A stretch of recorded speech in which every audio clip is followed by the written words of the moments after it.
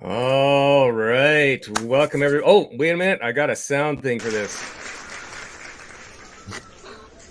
Nice. There you go, a little clap. And hey, everybody, welcome to the Skid stream. We are very, very fortunate today. We are blessed with guest Jack Napier. Welcome. Thanks for joining us, Jack, all the way from the Netherlands tonight. Yeah, thanks for having me, Skid. I love that intro music, by the way. It was pretty dope. That's Jeffrey Paul. I just interviewed him last week on the stream. What a fantastic metal lord. Nice. For those that may not be familiar with Jack's content, he makes some really good instructional videos for getting guys into doing fitness, as well as, of course, he's into the what should we call it? That area of the internet that is related to men and how they relate to things. Let's just call it that for now. And, male self-development. Correct. In terms of not only dating strategies and stuff like that, politics, etc. So I'm very happy to have Jack with us here today. Thank you for having me again, man. Appreciate it, and looking forward to it. Yeah, well, there you go. The first thing that I'd start with, Jack, is again, for people who may not be familiar with the way you do your fitness stuff, is what got you into not only fitness for yourself, but promoting it, not so much promoting it, but making the knowledge available on the internet.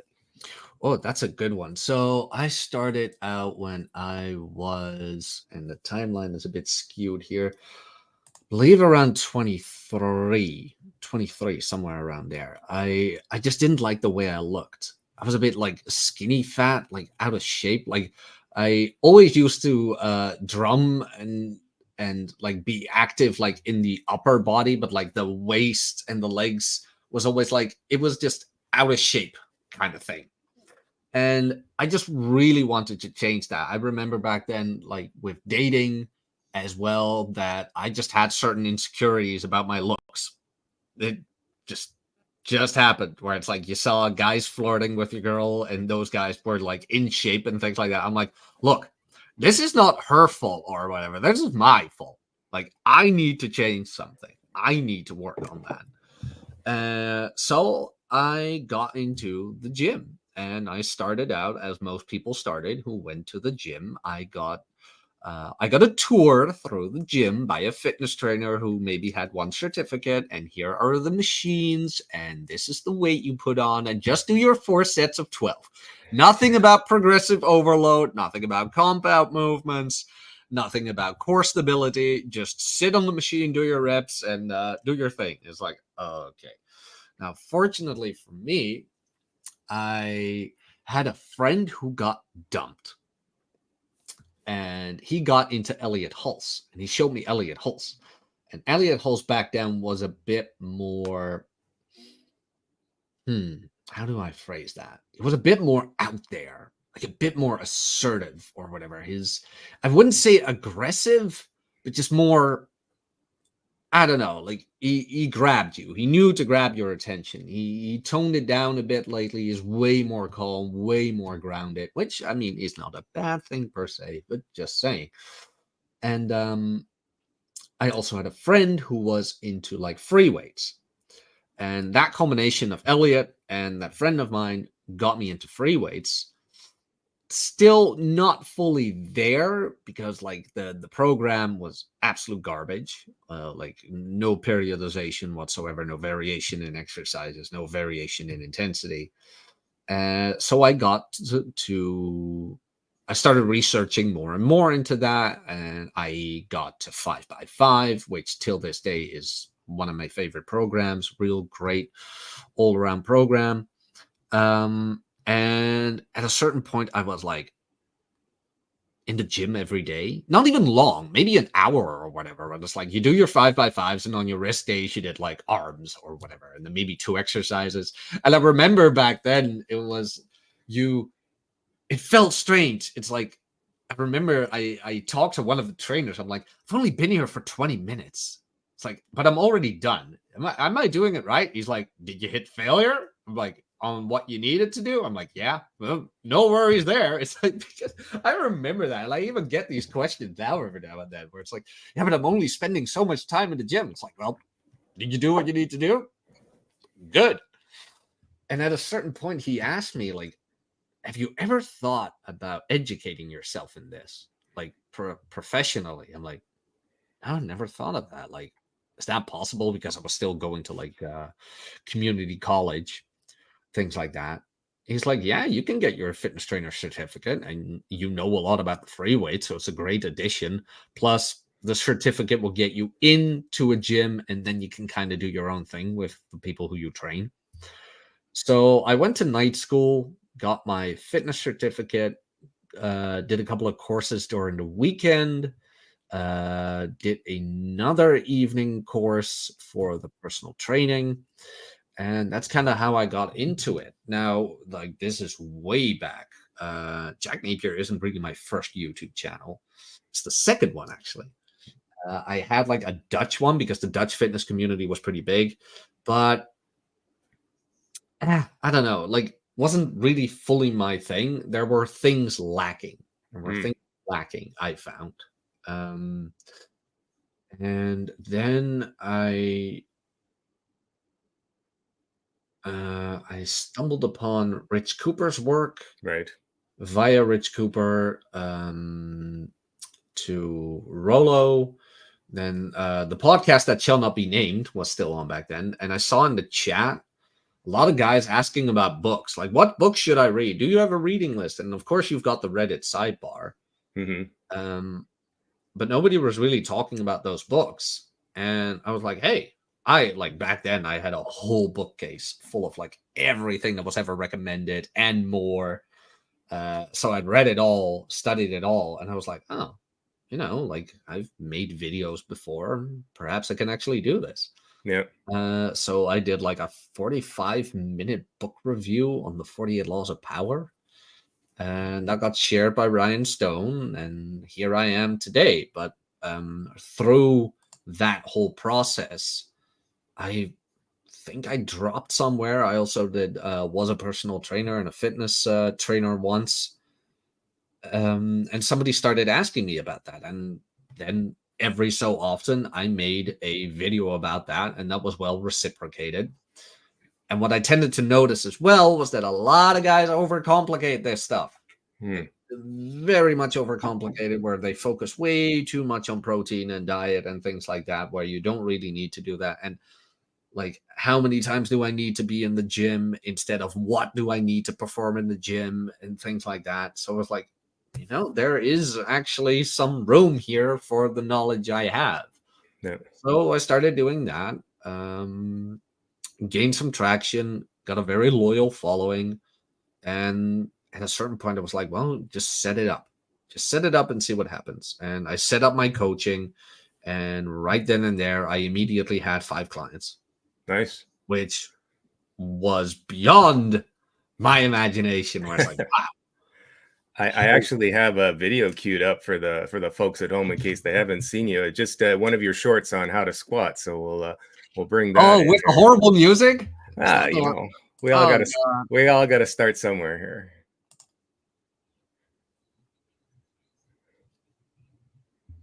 Oh, the music is off. Thank the Lord.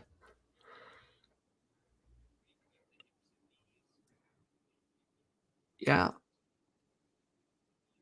So good. What I noticed is just to pile on there. So we're a little bit different in age. Same idea though. So I'm 55. You're still in your 20s, 30s. I love it. No, I'm early 30s. Okay, awesome. I love it when people guess me 20. I love it when people guess me late 40s. So that's all good. So it all works out. So what I find, what I have found. So I started working out in the 80s. Where you're just hitting. I'm in high school in the 80s doing this stuff. And so there's no internet, there's nothing. There's the library. Maybe somebody knows something. Maybe there's a metalhead in there doing something. So no knowledge. I think when guys come into this and they realize, hey, like you said, I was trying to date and I wanted to look better, this kind of thing, or for whatever reason, you just want to be healthier. Guys have a motivation maybe to get started, but have no clue what to do. Right. And so they can end up, I would say my early workouts were sure motivation in the gym doing stuff, but not directed in any good way whatsoever, just lifting a lot of weight for no reason. What really turned the corner for me later on was discovering CrossFit for one thing, and then getting some serious coaching on how to do Olympic lifts and real lifting. So I think that you're absolutely right. There's this huge desire for the real knowledge. And then you brought up another interesting point, is that guys, they're not necessarily looking for the fast road out, but they're looking for the road out. And they don't have they're very algorithm driven. They just, well, I'll just do this and then I get this, right? It's part of our kind of way of doing things now. Well, here's your checklist or your pill for how this solves this problem. And it's like, no, it doesn't really work that way. What you have is more of a philosophy, and then apply that philosophy to your own personal circumstance and come up with what your program's going to be. And so that's why I think that your instruction, like even just that squat, this is how you do a squat. Doesn't say how many squats, doesn't say how to work it in, doesn't say how to do your workouts or anything like that. It says this is a foundational move.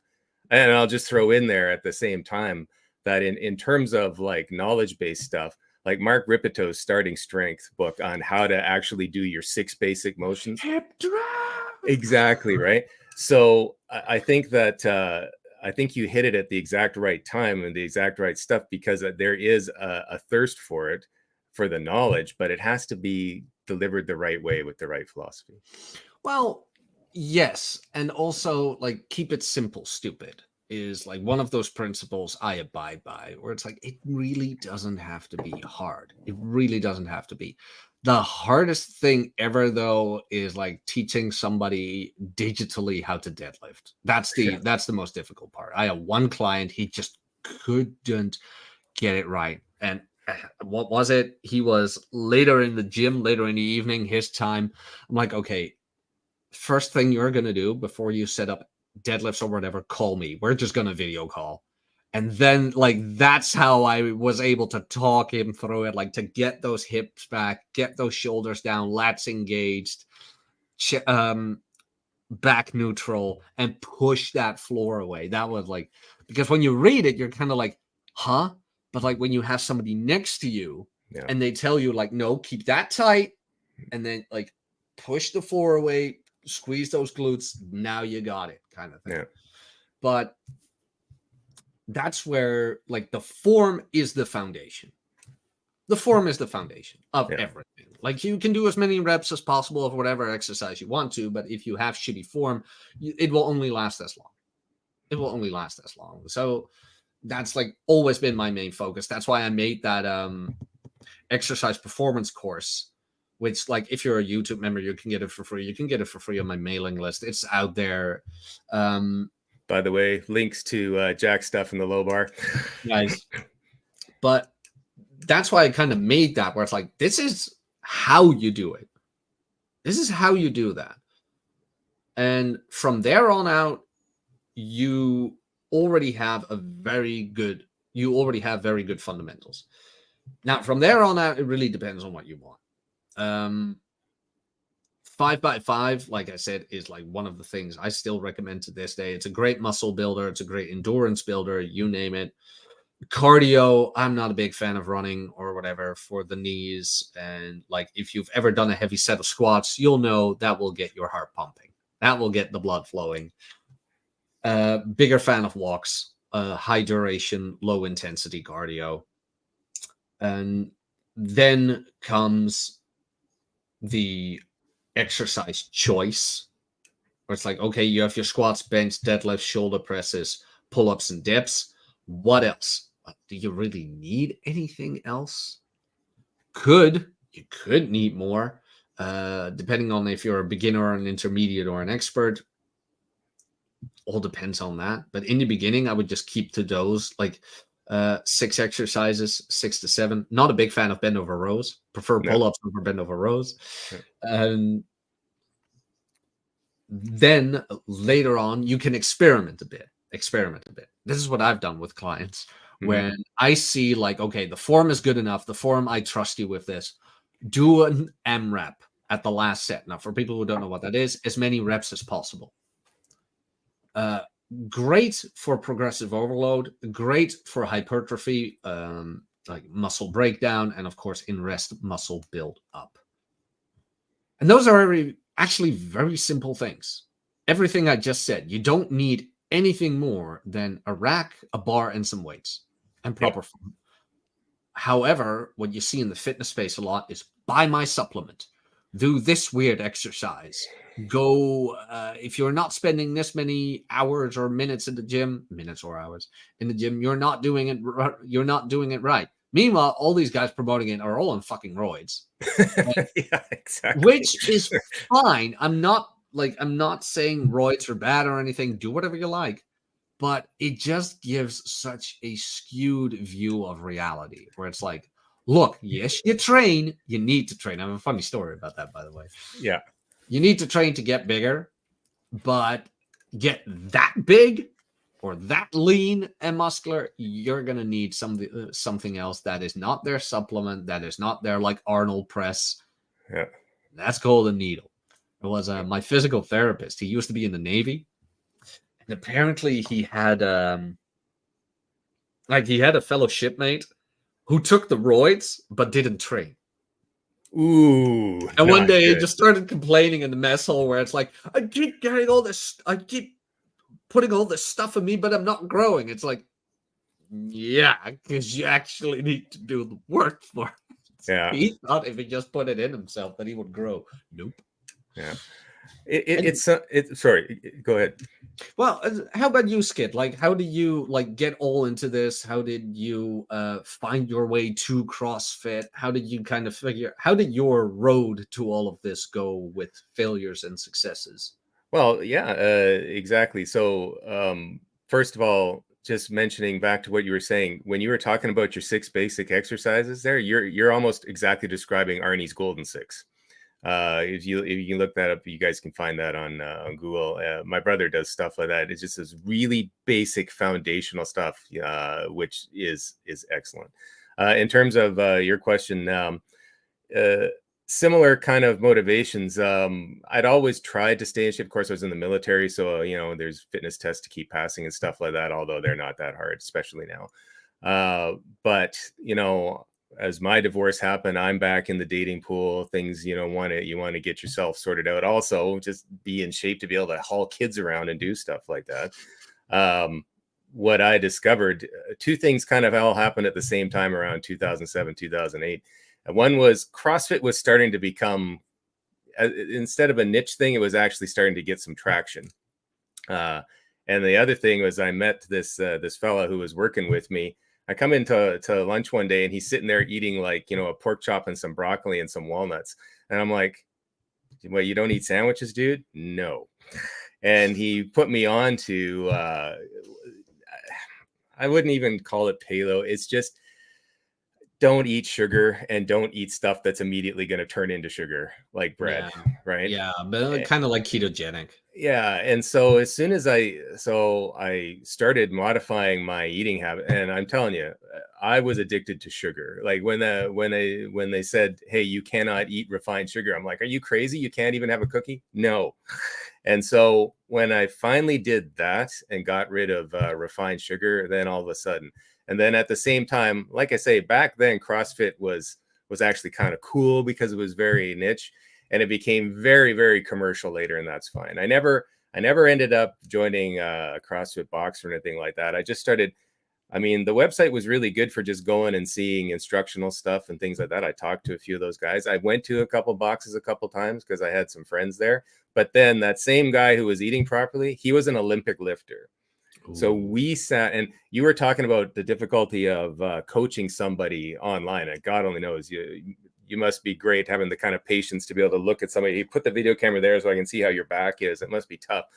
But we were in the gym together practicing all the foundational Olympic lifts, like the deadlift, clean and jerk, the snatch, and go from there. And then all those lead into the same kind of things that eventually you get into your back squats and your front squats, overhead squats, all that stuff that comes together, shoulder press. And so putting those kind of things together. And then as we talked about, you put your own program together. How are you going to make it work? And so, and I'll just feed back to one thing. One of your videos that I found really cool was you're talking about setting goals. And how awesome is that to start at the beginning? Because if you don't even know what the hell you want, how can you even put together something? And that's where all this flail and churn comes from. Oh, I'll just do this. You don't even know what you want, bro. Why don't you figure out what your goals are? Because that's military right there. Selection, aim, maintenance of the aim. That's the first principle of warfare. So figure out what you want and then go from there. So what did I want? So I'm a little bit different age than you, so it's a little bit different, right? Do I want to be super hypertrophy and awesomely huge? Yeah, that'd be great, but that's just not going to be part of it. What do I want to do? I want to have classical fitness, and fitness being defined as being able to get through your day with no difficulty. I want to be able to do different things. I would also define fitness in another way, and my brother defines it this way. Take a bin with pieces of paper in it that you write down various things. Throw it in there, roll the bin around, pull it out, run 10 kilometers. Can you do that? Pull it out. Okay, can you clean and jerk 135 pounds? Go. Okay, roll it out. Can you cook a turkey dinner? Okay, just be able to do life type things. So I designed my fitness program to be as strong as possible and also to be able to do the things that I want to do. I love cycling. Anybody who watches my channel, I put cycling videos up. And so what do I need to do in terms of my fitness level to get in my van, take my bike somewhere, do a 70K ride, deployed, as it were, with my van and still be good and have the fitness level to be able to pull that off? That's the point. Motorcycle or bicycle? Bicycle.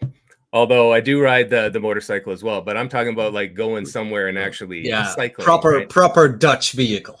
There you go. You got it exactly.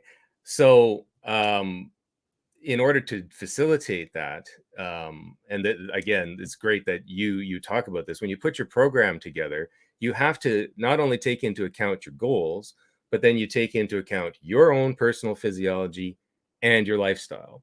So, for example, by the time I was hitting CrossFit, I was coming close to 40. So I can't do what they have on there. There's no way. What I would do as a basic gouge is I'd take whatever weight they had there and times it about 75, 80%. And that was about what I could do. And that would make sense that way. Also, if you follow CrossFit as the way it's indoctrinated, you do like 3 workouts and then a rest day. No, I would blow out every single joint in my body if I did that. I'm just too old for that. So I generally do, excuse me, a CrossFit style workout on one day, and then some kind of lower impact cardio stuff the next day. And I'm glad you mentioned walking, because walking's part of that. I do run from time to time. I swim whenever I can. It's hard to do because you got to find a pool. and then of course cycle. Although here, it's still snow on the ground and everywhere. I make a lot of use of my stationary trainer, and that's how all these videos started in the first place. But excuse me, that is why it's so important to take your own stuff together. So for example, you probably have clients, they're very busy.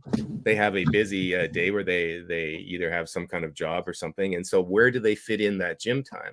And if they don't have 2 hours to be in the gym, you got to design a workout for them that's going to maximize their time, but still try and accomplish that goal with their physiology. And so at the end of the day, to answer your question, I tried to design a program that would take advantage of the fact that I didn't have a lot of time because I was working and taking care of kids. And I was also getting older, so I got to respect my physiology, but still maximize my workout time. Yeah, no, I can imagine. Like you have to be time efficient in the gym as well. Like and that's what I mean with like keeping it simple. Like you want the most bang for your buck. That's just what you want. And that's what you get with the compound exercises. And what I like to do is then variate in those compound exercises. Like use a different grip, use a different amount of reps, use a different intensity, things like that. I used to do bandit squats where you have those resistance bands over the bar to like increase the resistance as you go up. I used to love those. But that made me able to squat like 3-4 times a week. It was the same exercise, but it was a different variant of it. And it only cost me like the whole workout was about an hour, maybe hour and a half, depending on with whom I was with. That was also a thing. It was so much fun. It was so much fun back in the day. Sound old, but it has been a while since I trained with my former training partner, because like I've got the home gym now and things like that. Although I do have a gym membership for the machines, but all the free weights I do at home. And because of that time management, a lot of people just don't go to the gym because they tell themselves already, like, hey, I don't have the time.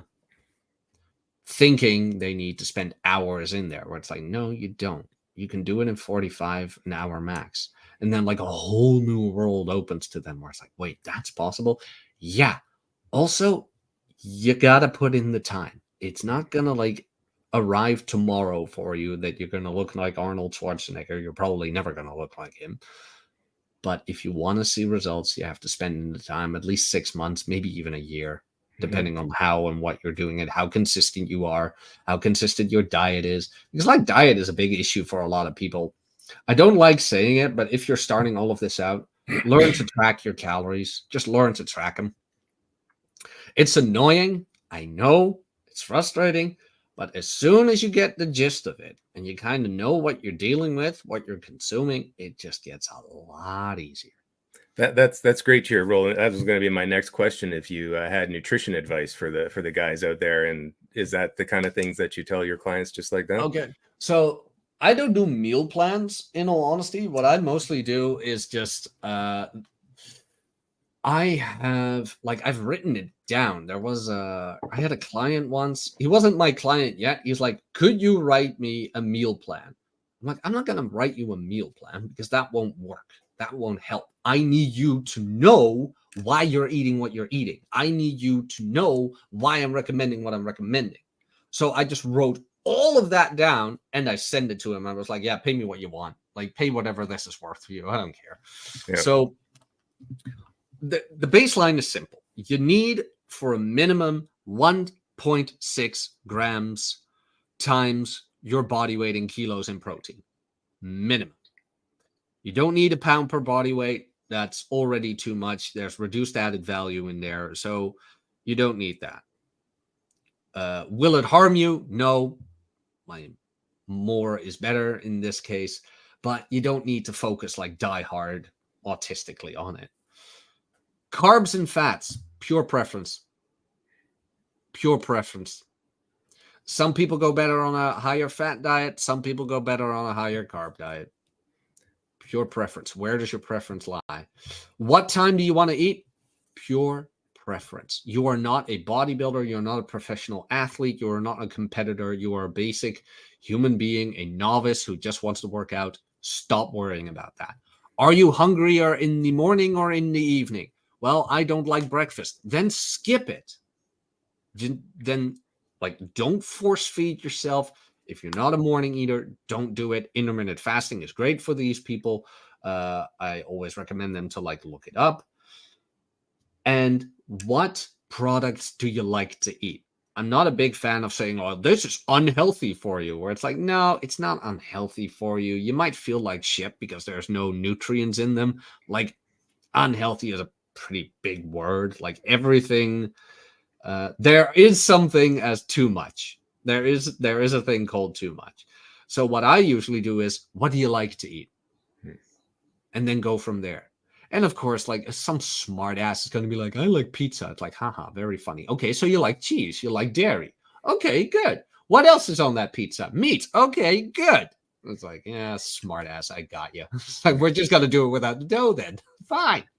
It's such an intelligent approach because I can't tell you how many guys that will do this. And it's like, well, that works for you, but everybody is different. Like, even my brother and I, like, we share most of the same genes, and it's like his physiology is completely different from mine. So he eats in a different way than I do that would never work for me, you know? And so, you know, I tell people, like, you know, and sometimes they ask me, you know, what do you do? Well, first of all, for me, I just completely stay away from sugar and anything that's going to turn into sugar.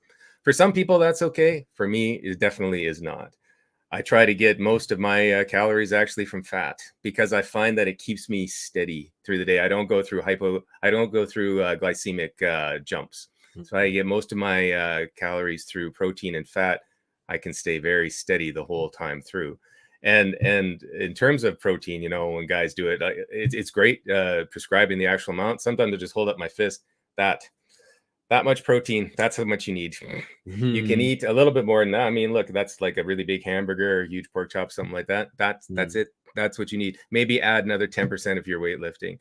And it's just like, it can be very simple. But when guys ask, it's like, look, what's working for you? Why don't you try some different stuff? That's why I like your approach there. It says, okay, what do you like? How does it work? What times of day is it doing? Where is it interfering with your work? This kind of stuff. You have to decide how you're going to go about it to maximize with what you've got going on in terms of your own body and your lifestyle. Yeah.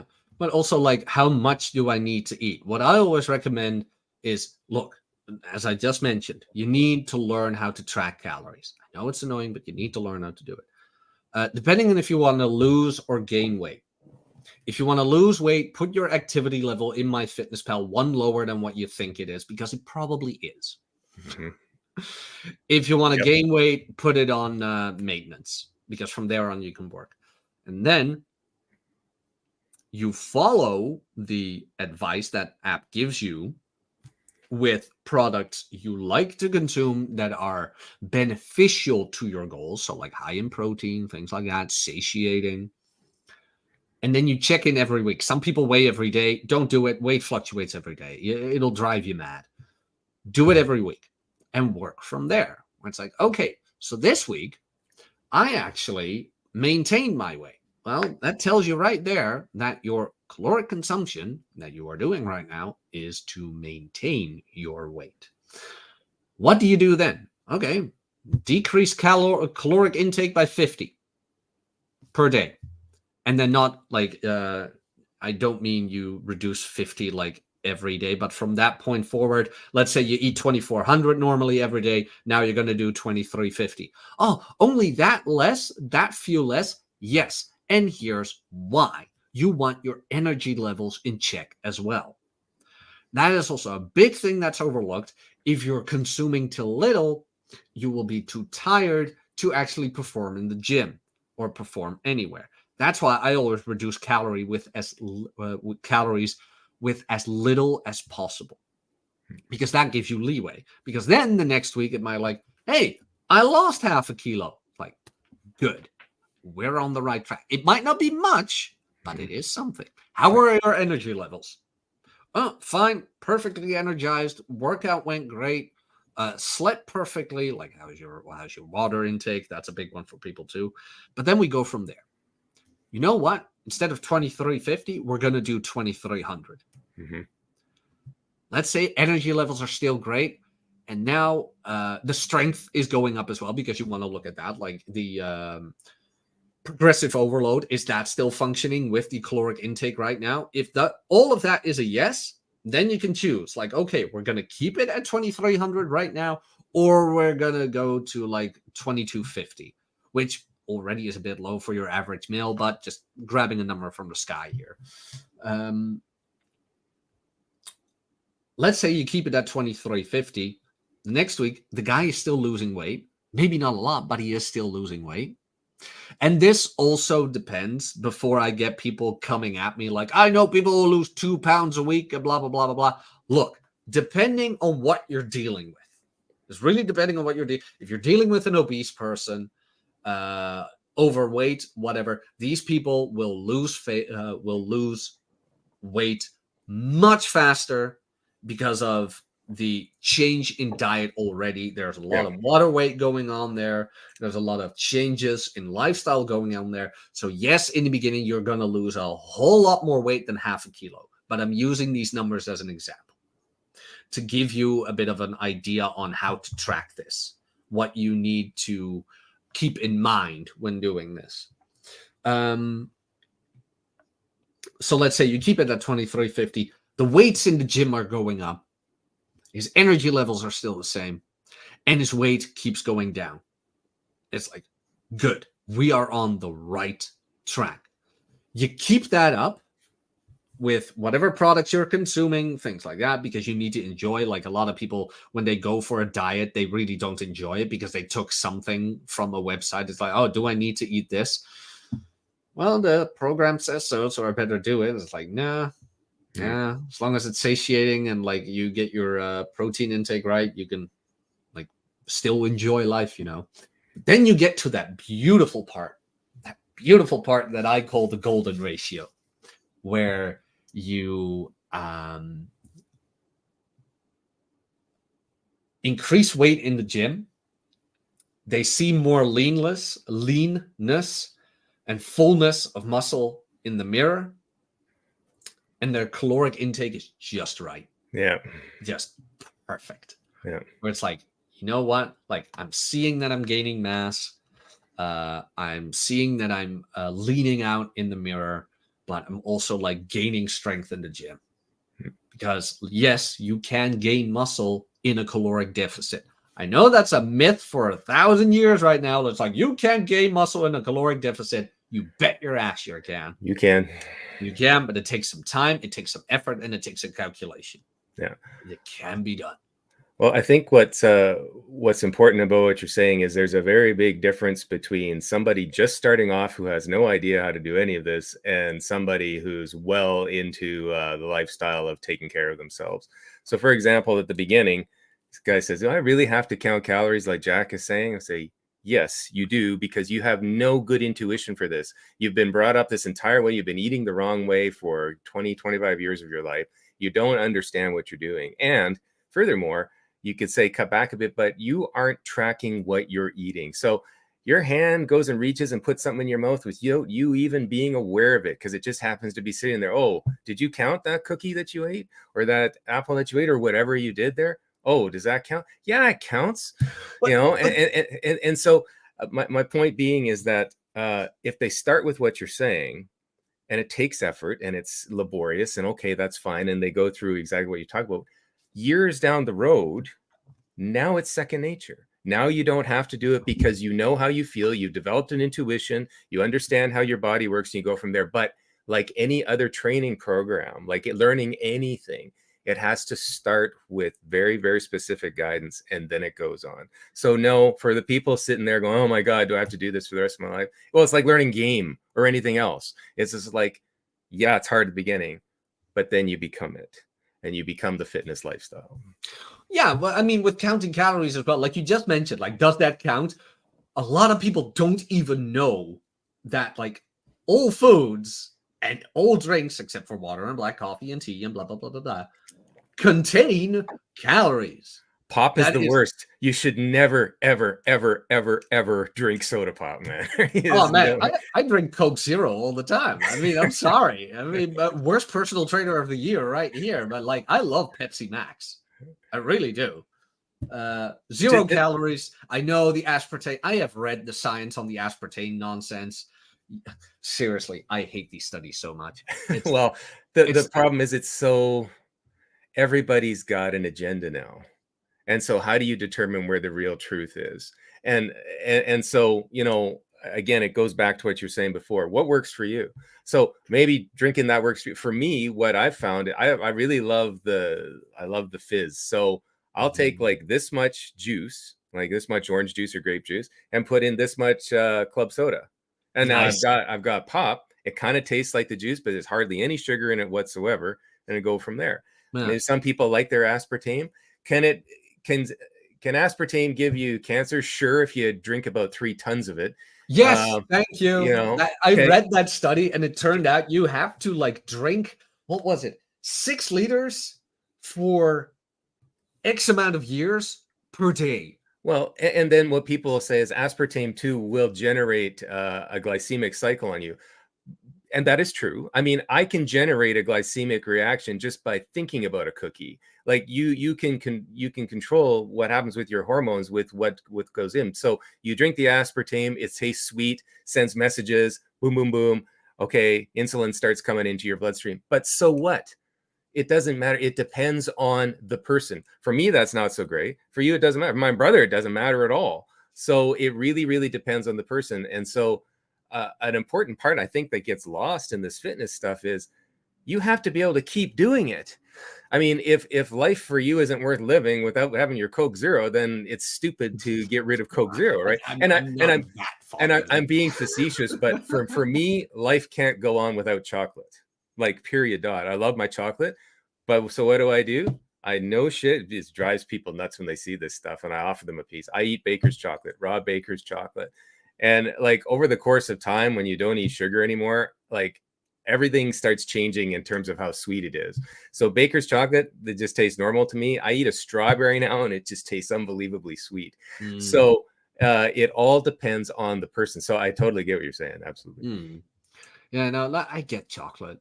Every now and then I have it with Ben and Jerry's. I haven't had it in a while though, but the thing with Ben and Jerry's and like crap like that is I don't even like my body isn't even responding to it that bad. It's my mind. It's mentally all of a sudden I'm in some weird downward spiral where it's like, yeah. So I'd rather stay away from it. There's a lot of interrelating stuff there. I mean, it's not just your body, but it's a whole mind body thing together. So again, different things for different people, and you just really have to figure it out. Further to that, like, you've been doing this for a while, you've been coaching. We talked a little bit about how hard it is to do video coaching of like a technique, like a deadlift. What kind of feedback have you gotten, not only from necessarily direct clients, but people who have subscribed or watched your channel and stuff? Have people come back to you and said, thanks, is it good? There's obviously haters. I don't really care about that. But like, have you got some good feedback saying that, hey, thanks, Jack, for showing me this?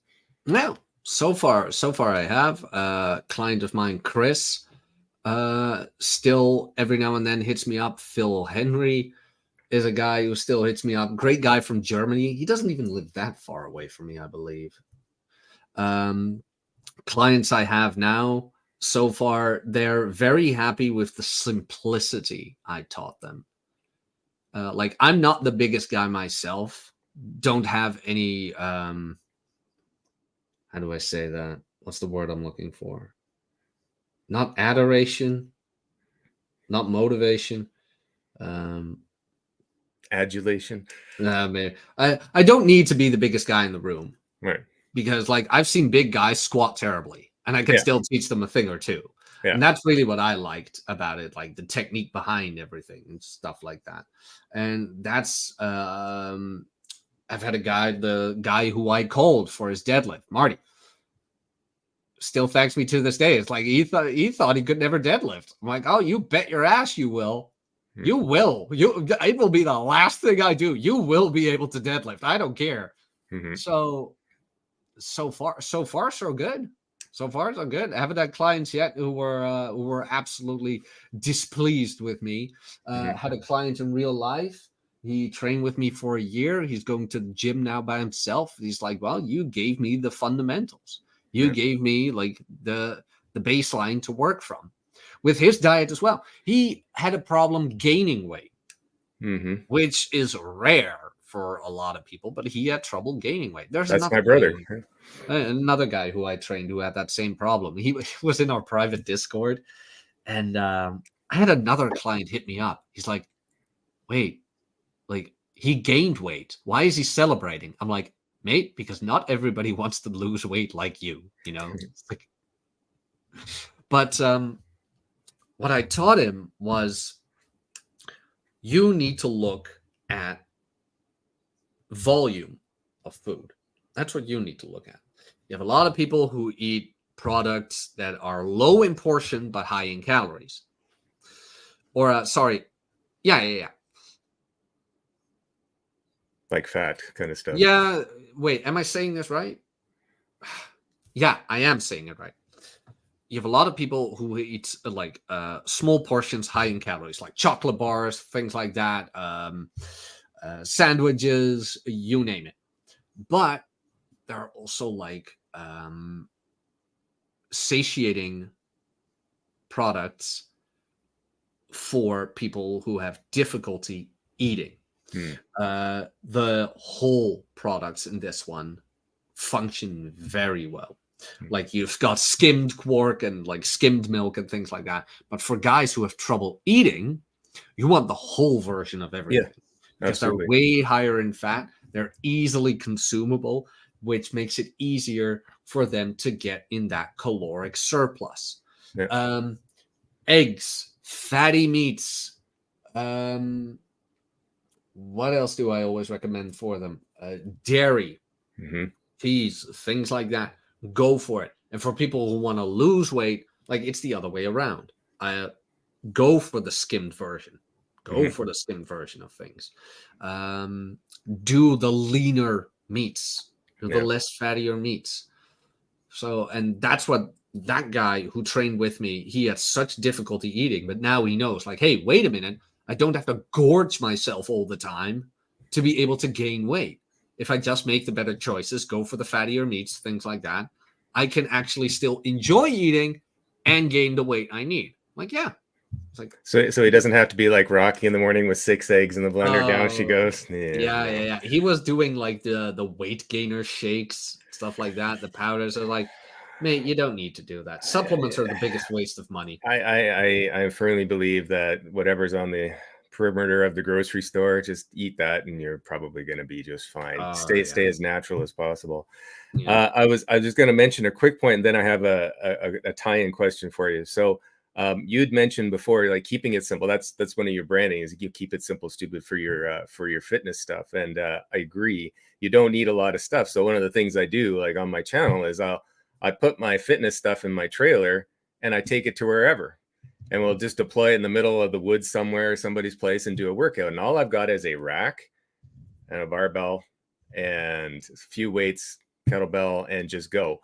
And if I happen to have a tree nearby, I can throw the rings into it and stuff like that. And I mean, that's all you need. You just need foundation. I mean, sometimes you're stuck in a hotel. Okay, with no good hotel gym. Do you have a floor? You can do push-ups and squats right there, right? Do you have a desk you can get under? You can do desk rows. I mean, you can come up with something. You got a floor you can do sit-ups on. So I just wanted to emphasize your point there, that it doesn't take complicated equipment. Like, God, I remember it was like late 80s, early 90s. That's when the Hydra machines came into the gyms. Like, I've never seen such a... Anyway, so that just wanted to say, I got it in a trailer and doing it in the woods. And in fact, I have a podcast coming up with a couple people. They live in the van full time and they just work out wherever, and they are in unbelievable shape. So there's that. Nice. The tie-in question I wanted to get to with you is that So, coming back to the beginning, you said you first started getting into this because you were thinking about dating, wanted to look a little bit better. It seems to me that, and the question is the kind of feedback you get and yourself as you progress through it, having good fitness works its way through almost every part of your life.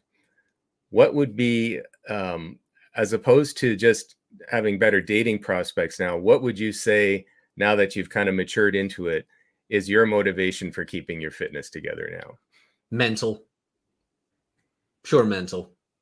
It's pure mental. Like, it's funny actually, because what I mentioned, like with the dating and things like that, it was mostly that insecurity that I always had that kept coming back, because like I was able to date, like the evidence was there, yet the insecurity wouldn't go away because I kept seeing like people in better shape, everything than I had, and then I always like, why is this person with me? And it's like, no, that's not their problem, and that's also not the people's problem who are in shape. That's a you problem. Like you need to work on yourself. And that's always been my biggest motivation. And that still is. That it keeps your mental sanity. It just keeps you sane.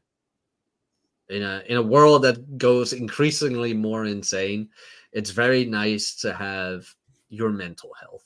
I don't even train that heavy anymore. Like I still do to failure every now and then, but it's mostly for like the endorphins, the dopamine, things like that, to get rid of any anxiety I might have and get me through the day, whatever challenges I may receive. That's why I used to love squats so much. I thought like squats were such a good resemblance of life, where it's like, yeah, that weight is pushing you down and pushing you down. And if you cannot push that up, you will die. Yeah. It's like, it's very simple. And of course you got safety bars, but like the metaphor was in there. The metaphor was in there. And right now, that is what keeps me going most. I don't think I could put it any better. I think that, if anybody's listening and thinking of starting a fitness program and going, yeah, it's nice to look better. It's nice to, get through your day better. But what it really is it puts this in shape. So now that you've got your headspace sorted out, the confidence comes from the fact that you've achieved something that you set out to do. There's always intrinsic and extrinsic motivation. The extrinsic motivation is, how do you look? How much can you bench? How much can you do? That's fine. And it's good to have little comparisons every once in a while so you can find out, how you're doing. But more importantly is the intrinsic motivation. Did you set out to do a workout today, and then did you do it? Yes. Cool. Now that I can say to myself, I did something for myself, and that mental awareness inside carries you on through everything. A shitty workout is better than no workout. I always say one's better than zero every time. If you can, like what I have to do here, like I could point the camera outside, there's snow, it's like -10 Celsius. It's not good. And I have a garage gym, which is not heated. So to get my ass out there and do stuff is hard. But I go out there and I say, just give me one push-up. Because if I can just get out there, the workout will happen. The hardest part of the workout is getting there. Yeah. It's like, give me one set. Just one set. Just I've done that. I've been there. I have been there. Like lately, no, honestly, I've been there where it's like, I don't feel like doing it. It's like, just do one set. Just do one set of whatever exercise and go from there. And thank the Lord for that one set. Yeah. Thank the Lord. But like you mentioned, like you look better, you're stronger, whatever. But those things will become normal. Like at a certain point, you look in the mirror and you think to yourself, yeah, this is normal.